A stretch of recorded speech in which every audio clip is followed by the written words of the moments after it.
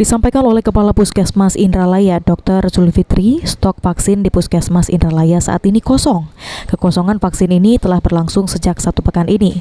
Pihak Puskesmas pun telah melaporkan kekosongan vaksin kepada Dinas Kesehatan Kabupaten Ogan Ilir.